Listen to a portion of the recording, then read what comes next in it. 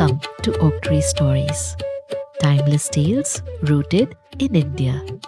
Here you'll find gentle, thoughtful tales drawn from our rich storytelling traditions, from ancient fables and folklore to heartwarming slices of modern Indian life.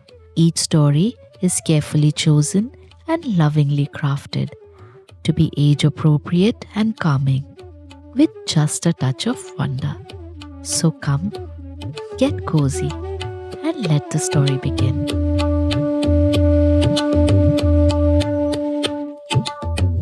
I'm Shalini, your storyteller. Before we begin today's story, we have a special shout out. This week's shout out goes to Prajwal, who sent us a beautiful drawing inspired by our story, How the Peacock Got Its Colors.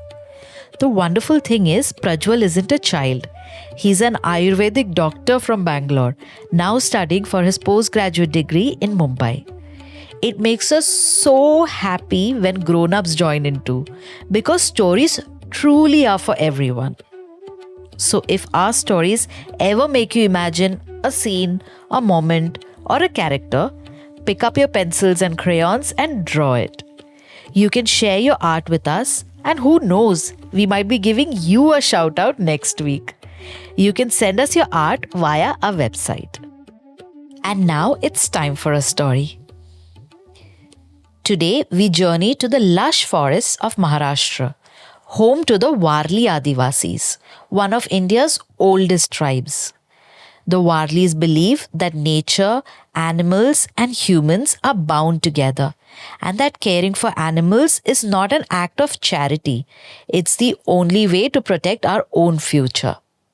And this is one of their beloved stories, the magic ring. Once, in a small village nestled beside the forest, lived a poor man and his wife. Each day, he went into the forest searching for fruits and berries, hoping to bring home enough to eat. One afternoon, as he walked through the trees, he heard a desperate cry. A pig was being attacked by a tiger. Without a thought for his safety, the man grabbed a stick, shouting and waving until the tiger slunk away into the shadows. The pig, trembling but alive, said, "You saved my life. I must repay my debt. Please follow me." The pig led him to a cave and disappeared inside. When it returned, it carried in its mouth a small shining ring. "Take this," said the pig. "Tie it to the top of your house. You will see that good fortune will soon follow." The man thanked the pig and went home. That night, he and his wife went to sleep in their bare little hut. When they woke up the next morning, the once empty hut was now filled with sacks of pulses and spices. The little kitchen brimmed with vegetables, and their pets wagged their tails, waiting for food. From that day, their lives changed. There was warmth, laughter, and food enough for everyone. The couple and their pets lived happily. But word spread quickly. Their curious neighbors began whispering, "How did they become rich so suddenly?" One crafty villager decided to find out. He spied on them and learned the secret of the magic ring. That night, while everyone slept, he crept into the house, saw the ring glinting on the roof, and stole it. By morning, the hut was bare again. The food was gone. The shelves were empty. The woman sighed sadly. She turned to her cat and dog and said, "There's nothing for you here. Please go, find another home." The dog turned to the cat and asked, "How did our luck vanish overnight?" The cat remembered. "There was a ring on the roof, and now it's gone.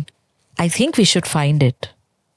So off they went, searching through their village and the surrounding villages. They even crossed a little stream. They were determined to find the ring and take it back to the kind couple. At last, they reached a newly rich man's house.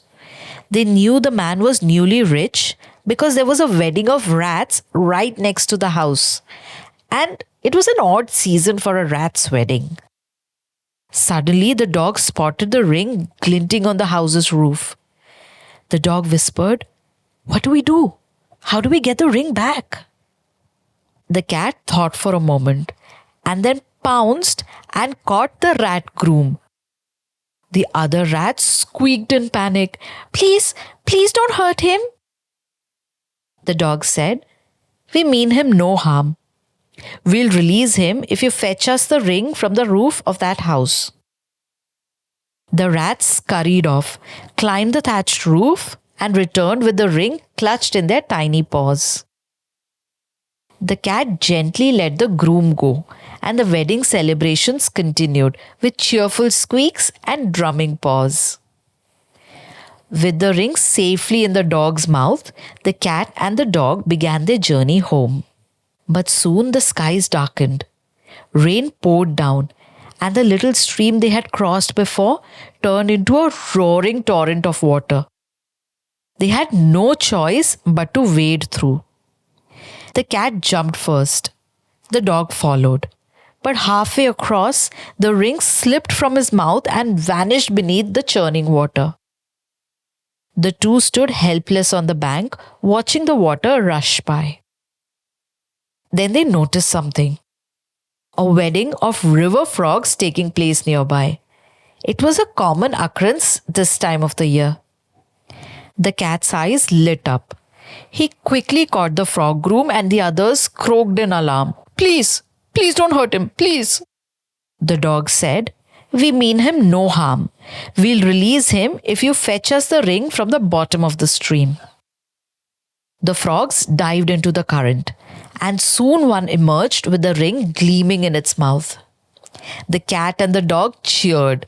The groom was released, and the frogs croaked happily, resuming their wedding celebration.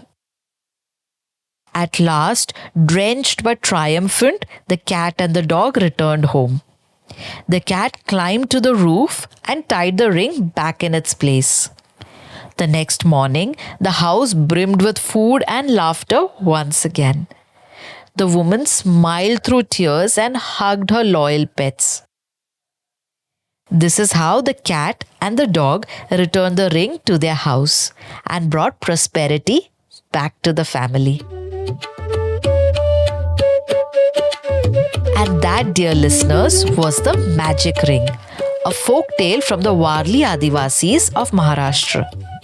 The Warlis believe that cats, dogs, pigs, rats and frogs, every creature, big and small, plays a part in keeping the world alive and well. They remind us that animals are not just companions, but part of our family, part of our prosperity. Caring for them doesn't take away from what we have. It only adds more kindness to the world we share. If you enjoyed this tale, you can find more at www.oaktreebooks.in/Oak Stories, where your support helps us keep these timeless tales alive. Until next time, dear listener, may you always look kindly on every living creature and see in them the family we all belong to.